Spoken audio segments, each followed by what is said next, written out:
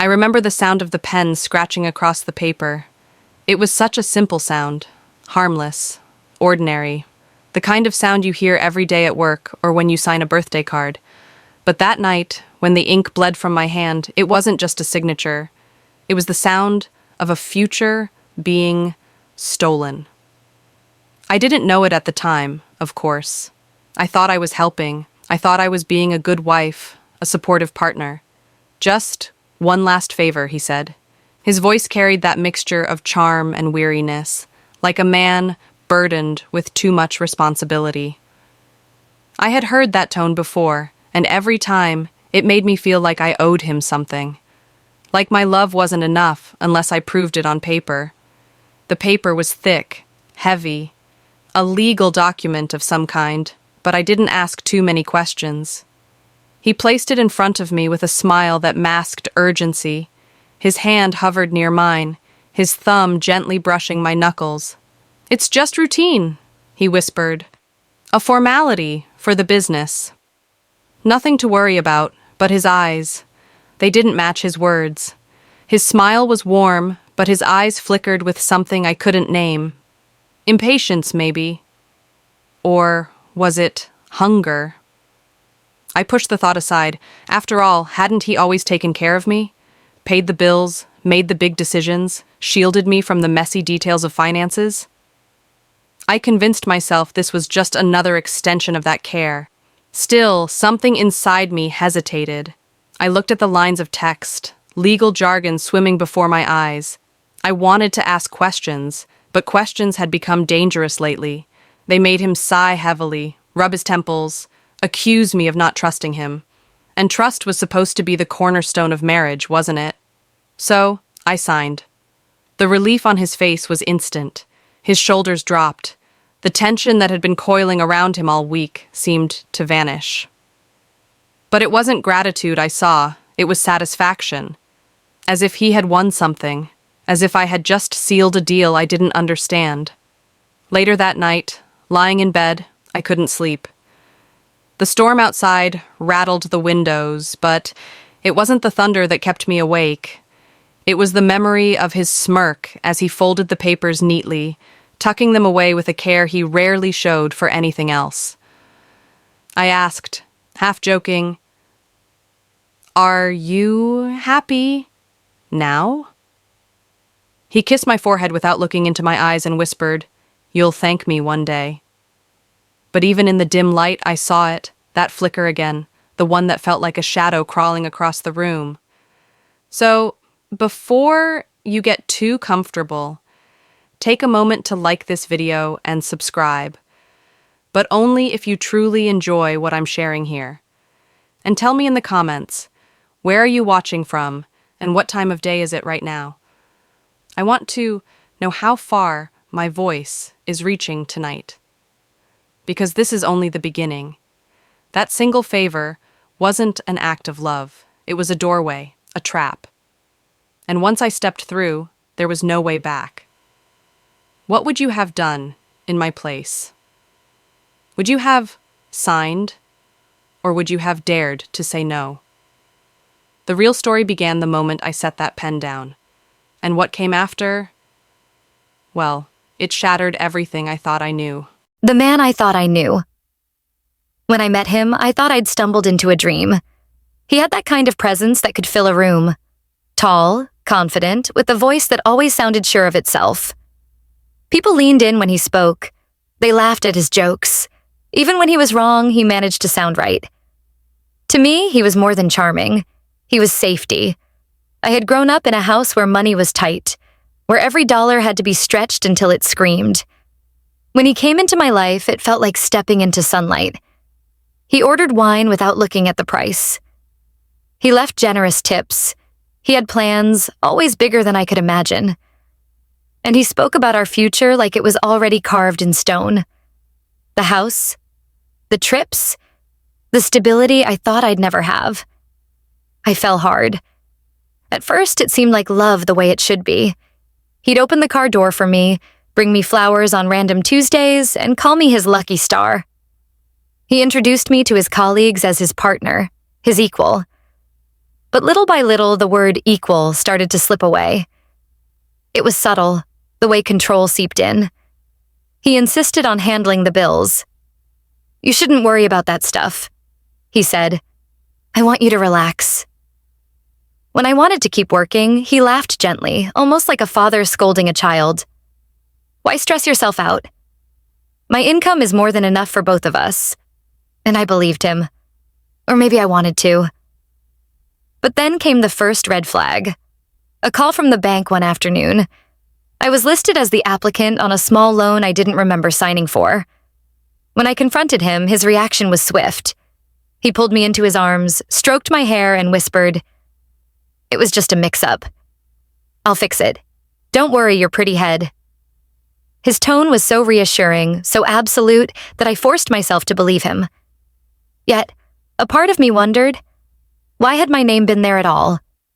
Sometimes, late at night, I'd catch him staring at me in a way that wasn't tender but calculating, as if he was measuring me, weighing me, not my love, but my usefulness.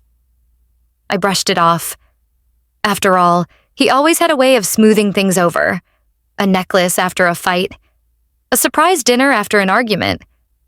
He was the kind of man who could set your world on fire one moment and convince you it was just a spark the next. And I clung to him.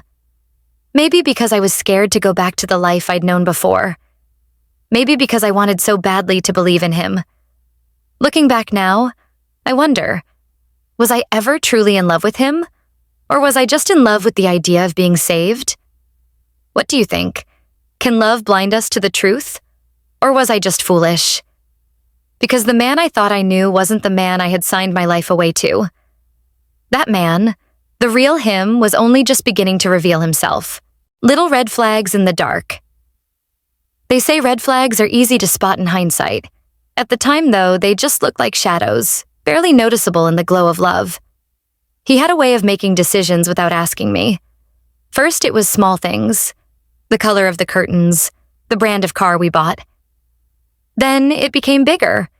Where we lived, how much we spent on family holidays, even which friends I should or shouldn't see. He always said it with a smile, with that tone of reason that made me feel childish for even questioning him. "You worry too much," he'd say, brushing off my hesitation. "I've got us covered." Covered. That word should have comforted me, but it began to feel like a cage. One evening, I found a letter tucked between bills on the kitchen counter. My name was printed in bold across the top. It was from a credit company I didn't recognize, thanking me for being a valued customer. My hands trembled as I read the balance. Several $1,000s. My stomach dropped. When I asked him about it, his face darkened for the first time. "You shouldn't be going through my things," he snapped. His voice was sharp, unfamiliar. But then, just as quickly, he softened. He pulled me close, kissed my temple, and whispered, "I just needed a quick loan for the business. It's all in your name, but I'll pay it off. You won't even notice I wanted to scream, to demand why he hadn't asked me. But the way he looked at me, like I was ungrateful, like I didn't understand the sacrifices he was making, made me shrink back. And when he added, "It was a mistake. It won't happen again," I forced myself to nod. Because what else could I do? That night, lying awake, I replayed his words over and over. It won't happen again. But in my heart, I knew it would. The way he had said it, the way he had justified it. It wasn't a mistake. It was a warning. Still, I convinced myself it was love. Isn't that what love is? Compromise? Sacrifice? Trusting the other person even when it scares you? But love should never feel like erasure. And every time I let him decide, every time I stayed silent, I felt a little more of myself disappearing. And yet, I stayed. Because leaving him felt like stepping into the unknown.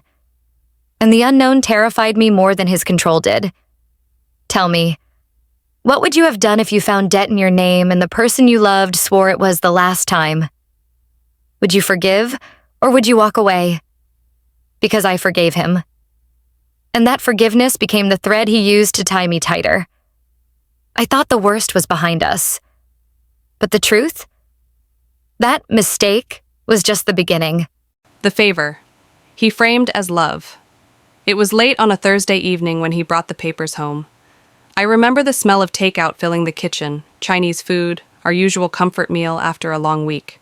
He set the white carton of noodles on the table, then slid a folder across to me like it was dessert. "Just one last favor," he said almost casually. I frowned. "What is it?"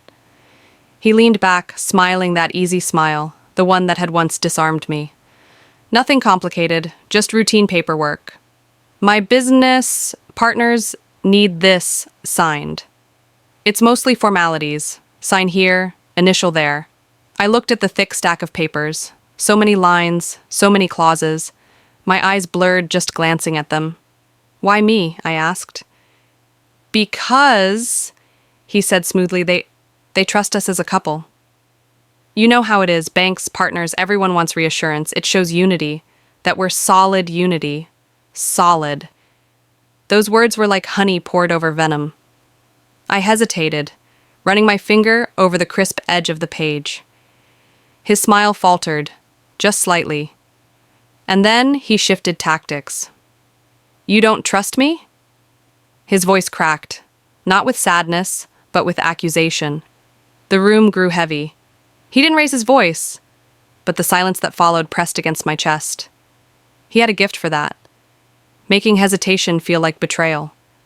I tried to protest, to ask questions, but he reached across the table, placing his hand gently over mine. "I've carried this weight long enough. Just this one last favor. After this, everything will be stable. For us." The way he said us made it sound like I'd be heartless to refuse. I told myself it was love. I told myself this was what partners did. They helped each other. And hadn't he helped me countless times before? Paid the bills, solved problems, made the hard choices? So I swallowed my doubts and nodded. The papers blurred before my eyes. Legal terms I didn't understand danced across the pages, but I signed anyway. Each stroke of the pen felt heavier than the last, though I couldn't explain why. When I finished, he gathered the documents quickly, almost greedily. His smile returned, but this time it wasn't the tender one I'd fallen in love with. It was sharper, satisfied. And in that moment, I knew something had shifted. Later that night, as he slept beside me, I stared at the ceiling. His words echoed in my head.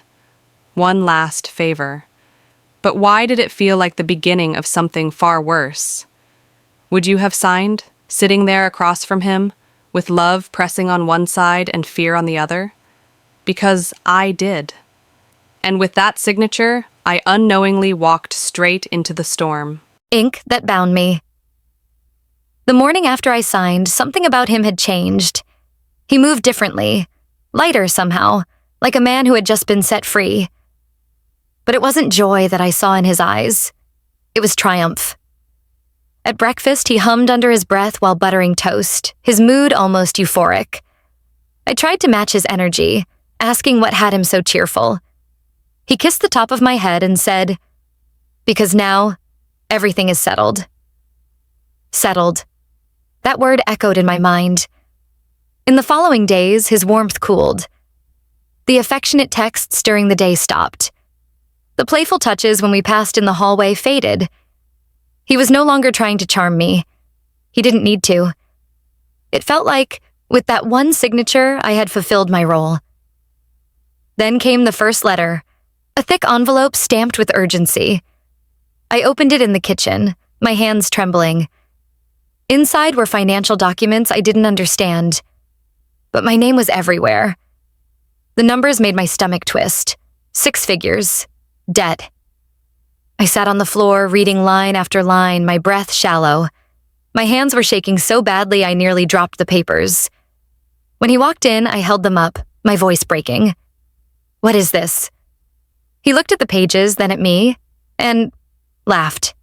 Not nervously, not kindly. It was a cruel laugh, sharp enough to cut. "Didn't I tell you?" he said. You signed it. You agreed. I didn't know what I was signing, I shouted. He shrugged. That's not my fault. In that moment, the man I loved wasn't standing in front of me. This was someone else. Someone who had always been there, hiding beneath charm and tender words. And now, unmasked, he didn't even try to hide his disdain.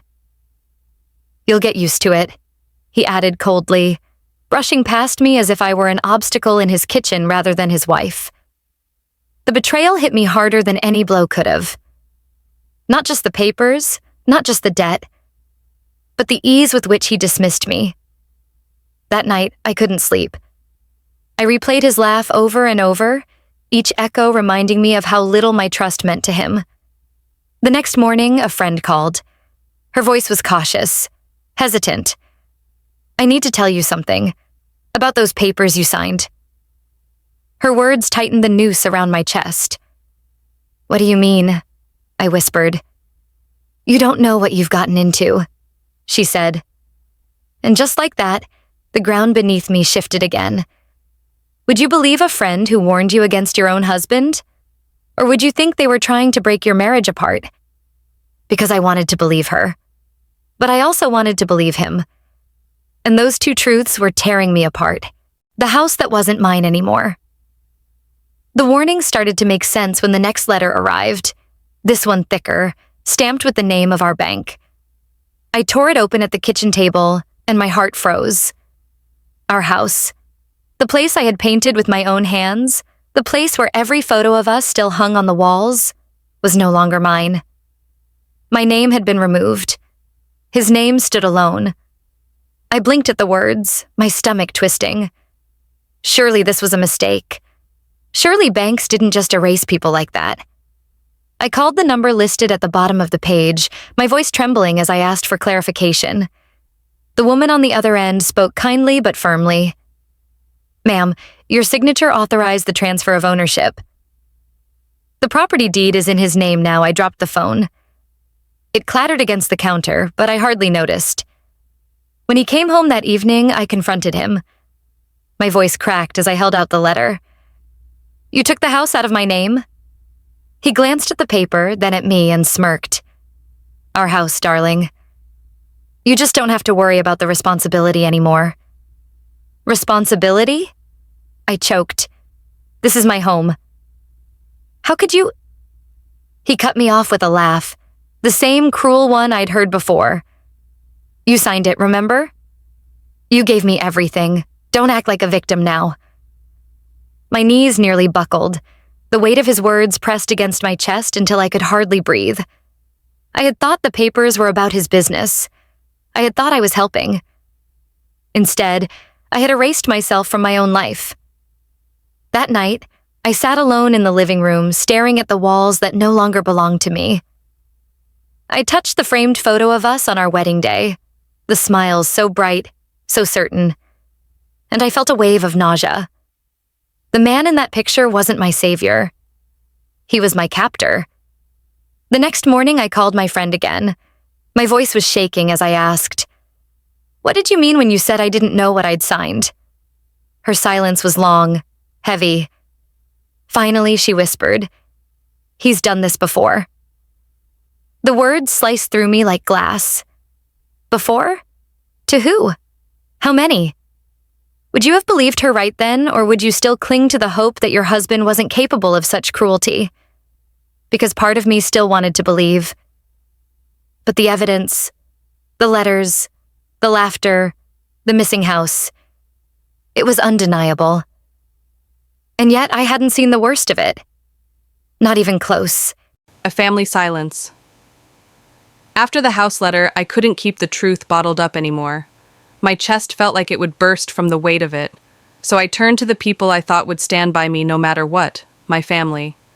I sat at my mother's dining table, clutching the papers in my hands.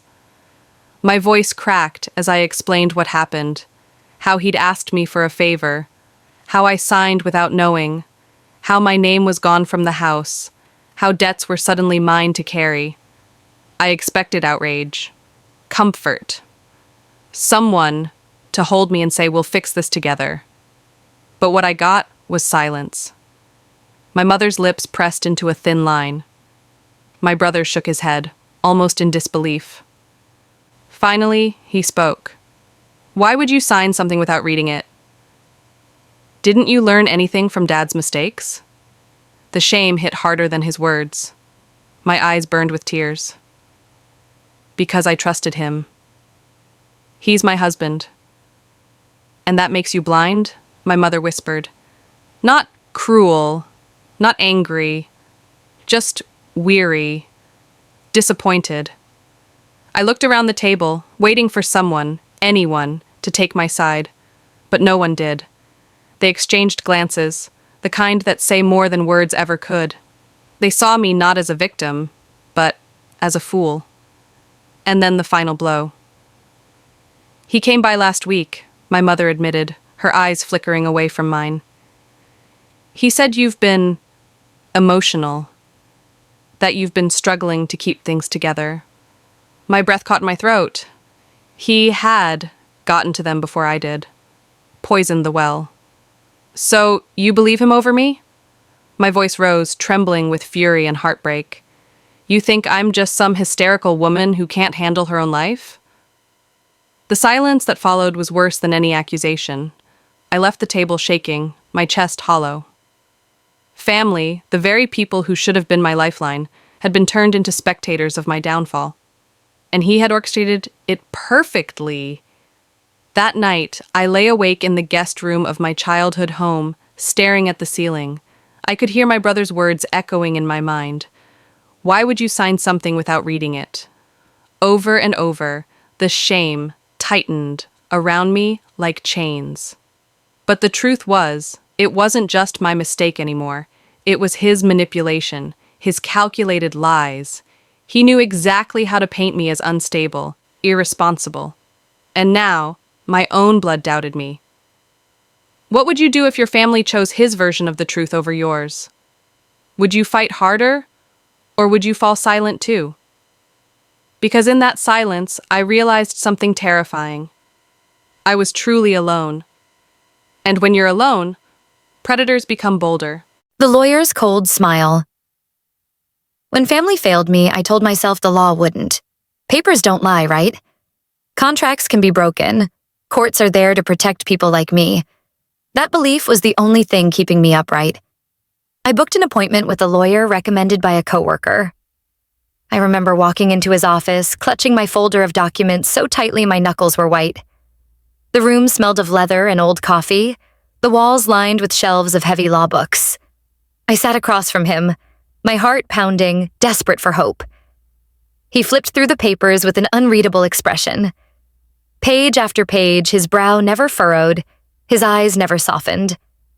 Finally, he looked up, folded his hands, and said, "Legally, it's airtight. You signed everything willingly." The air rushed out of me. But I didn't know what I was signing. I protested. His lips curved in a small, almost pitying smile. That doesn't matter in court. What matters is your signature. Unless you can prove coercion or fraud, the documents stand. I felt like I was drowning.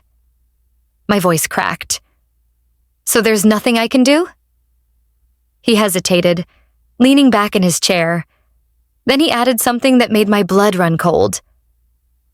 You're not the first woman he's done this to. I froze. What? The lawyer shrugged. Confidentiality limits what I can say. But I recognize the pattern. Charming husband, financial traps, a wife left holding the debts. It's familiar. The room tilted around me. The man I married, the man I thought was my protector, had a history. I wasn't his first victim. I was just the latest in a line of women who'd trusted him too much. Can't you warn people? I whispered, my voice shaking. The lawyer's eyes hardened. I deal in the law, not morality. If you want protection, you'll need evidence. Hard evidence. His words sliced deeper than I expected. He wasn't cruel, not exactly, but he was detached. My pain was paperwork to him, not a life unraveling. When I left his office, the world felt colder. I clutched the folder to my chest, but it felt more like a coffin than a shield. What do you think? Should lawyers be obligated to warn about predators when they see the same tricks over and over? Or is their job only to protect the law, not the people trapped by it? As I walked out into the gray afternoon, I realized something. I had no safety net. Not family, not the law, and certainly not him. And when predators sense you're unprotected, that's when they strike hardest, trapped in his debt. The letters kept coming. Thick envelopes, thin envelopes, all stamped with urgency. Every morning, I'd open the mailbox with a pit in my stomach. And every morning, I found new threats waiting for me. Creditors, collection agencies, final notices. My name, printed over and over again. My debt, my responsibility. But inside our home, it was as if none of it existed. He strutted through the halls, humming to himself. New suits appeared in the closet. Bottles of expensive wine lined the counter. He smiled at me with that infuriating calm, as if the chaos outside didn't touch him. One evening, I held a letter out to him, my hands shaking. They're going to garnish my wages. Do you understand? They're coming for me. He glanced at the paper, then poured himself another glass of wine. Relax, he said. You worry too much. Relax? I shouted. I'm drowning. This is all in my name. He swirled the wine, smirking. Exactly. It's your name, not mine. The room spun. My knees felt weak. He wasn't even pretending anymore. That night, I couldn't sleep. I sat at the dining table with the stack of letters, flipping through them, trying to make sense of numbers that felt more like weapons than balances. I noticed something odd. Payments missing, transfers I didn't recognize. Curious, I traced them through the statements. And then I saw it. An account I had never heard of. Transfers flowing like a river into it, month after month. But the account wasn't in his name. It was in someone else's. A woman's. My chest tightened. My hands went cold. Who was she? The next day, I waited until he left for work. I called the bank, my voice low and shaky. I asked for details, pretending to be him. And when the clerk read out the name, I nearly dropped the phone. She wasn't a stranger. She was someone I had seen once at a company event. Young, beautiful, with a laugh that echoed across the room. She had shaken my hand and told me how lucky I was to be his wife. Lucky. He had been funneling our money, my money, into her account, financing her life while burying mine in debt. That night, when he came home, I didn't say a word. I just watched him, every movement, every smile, every glance. And I realized the truth. The man I thought I loved wasn't just careless. He was deliberate. He was building a future. But not with me. What do you think? What's worse? Being cheated on with another woman, or being used as the bank that funds their life together? Because I wasn't just betrayed. I was financing my own destruction, the other woman's shadow. I couldn't stop picturing her, the woman with the bright laugh, the one whose name now appeared on bank records tied to my ruin. Suddenly, every late night at the office, every unexplained trip, every whispered phone call made sense. I had to see her. I had to know if she even understood what she was a part of. I found her one afternoon leaving a cafe downtown. She wore a silk blouse that looked like it cost more than my entire week's groceries. Her heels clicked against the pavement with confidence. And there, parked at the curb, was a car I knew, because I'd helped pick it out. Only it wasn't mine anymore. It was hers. My chest tightened as I approached. We need to talk. She looked me up and down, then smiled. I was wondering when you'd find me. The casual cruelty in her tone made my knees weak. Do you know what he's done? The debts, the house, everything in my name? She tilted her head, her smile widening. Of course I know. He told me you'd be dramatic. I staggered back. You know? Oh, darling, she said, her voice dripping with mock sympathy. He's been planning this for years. And you made it so easy. You signed everything without question. You practically handed him your life on a silver platter. Her words sliced through me. I wanted to scream, to claw that smug smile off her face. But all I could do was stare, numb, as she slid into the driver's seat of the car that used to be mine. Before she shut the door, she leaned out and added, "Maybe next time, read before you sign." The car roared away, leaving me trembling on the sidewalk, humiliation burning hotter than rage. That night I confronted him. I threw the truth in his face. The bank transfers, the other woman, her words. He didn't deny it. He didn't even flinch. Instead, he smiled. "Now you see. You were never strong enough to handle life on your own. But she is. She understands me. She doesn't fight me the way you do." My breath caught in my throat. Every word was another knife. And then he leaned closer, whispering the final cruelty. "Besides, you're the one paying for it all." I stumbled back, my vision blurring with tears.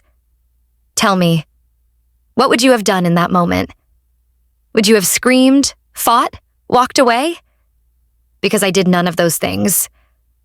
I just stood there, frozen, realizing I wasn't just losing my husband. I was losing everything I thought was mine. And the worst part? He knew it, and he enjoyed it. The illusion of escape. The night after he confessed, I sat on the edge of our bed with a suitcase open beside me. My hands shook as I folded clothes into neat piles, every sound in the quiet house amplified, the rustle of fabric, the click of the zipper. I told myself I was leaving. I had to. No woman could survive what I'd just discovered. My heart pounded with both fear and fragile hope. Maybe if I left, I could start over. Maybe the weight of his lies wouldn't follow me. But as I dug through the drawers, a sick realization crept in. The car keys weren't there. My debit card was gone. Even my passport vanished. Panic spread through me. I rushed to the desk where we kept important files, rifling through folders. Every document that should have had my name, bank accounts, car registration, even utility bills, was stamped with his. And then I saw it. A thick envelope marked finalized. Inside were papers transferring ownership of everything I thought was mine into his name. My hands shook so violently I dropped them. He'd stripped me clean. When he came home, I was sitting on the floor, the papers scattered around me. My voice cracked as I whispered, "You've taken everything." He didn't even bother to look at the mess. He set down his briefcase, loosened his tie, and poured himself a drink. "Correction," he said coolly. "You gave me everything. You signed it." Tears blurred my vision. I didn't know what I was signing. He smirked. "The court won't care about that. And you don't have the resources to fight me." In that moment, I realized something terrifying. Escape wasn't freedom. Without money, without assets, without proof, leaving him would only mean walking into the world with nothing but the clothes on my back and the mountain of debt in my name. And he knew it. He thrived on it. That night, as I lay in the bed that no longer felt like mine, I whispered to myself, "You have to find a way out. You have to." But how do you escape when every door has been locked, and every key is in the hands of the man who betrayed you? What would you have done? Run anyway, or stayed, hoping for a miracle? Because I stayed. Not because I wanted to, but because he had built a cage so carefully, so cleverly, that even freedom looked like another trap. Begging for mercy. The walls felt closer with every passing day. Bills stacked up like bricks, and each envelope carried my name like a curse. I couldn't eat. Couldn't sleep. The air in the house was heavy, thick with the scent of his cologne and the unshakable knowledge that everything around me was mine in memory, but his in-law. One night, I broke. I found him in the living room, sitting with a glass of whiskey in hand, the TV flickering across his face. I dropped to my knees beside him, clutching his arm. My voice cracked, my pride shattered. Please, help me. I can't live like this. I'm drowning. For a moment, he looked at me silently, swirling the amber liquid in his glass. Then he leaned back, his smile cruel and slow. I did help you. I gave you a chance to be part of my success. You're just too weak to handle it. Tears streamed down my cheeks. You've ruined me. Can't you see that? He chuckled, a low, bitter sound. Ruined you? No, darling. I made you useful. Something inside me snapped.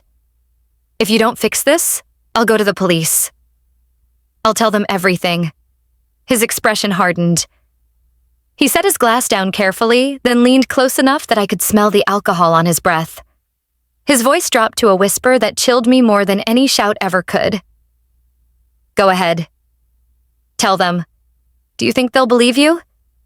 You signed every paper. Every debt, every transfer, every lie. It all points to you. If you try to expose me, you'll be the one wearing handcuffs. The blood drained from my face.